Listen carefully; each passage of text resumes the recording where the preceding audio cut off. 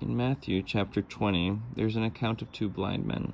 Starting in verse 30, it says, "And behold, two blind men, sitting by the wayside, when they heard that Jesus passed by, cried out, saying, Have mercy on us, O Lord, thou Son of David. And the multitude rebuked them, because they should hold their peace. But they cried out the more, saying, Have mercy on us, O Lord, thou Son of David.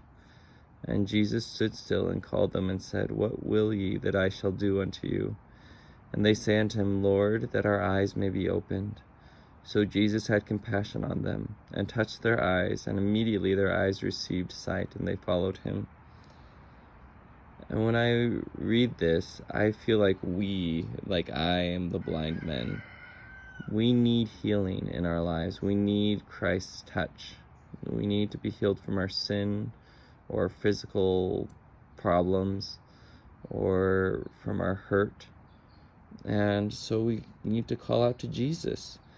But when we do that, when we call out to Jesus, when we come to Jesus, people criticize us. People say, "Oh, don't do that. Oh, you're going to be socially awkward. Don't do that." And when people criticize us or rebuke us or tell us to be quiet for calling out to Jesus, that's when we should call out the more, like these blind men.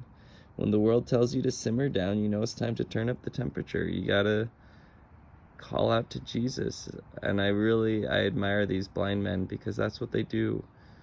They aren't afraid of what the other people think. They know what they need, and they needed Jesus' touch. They needed to be healed.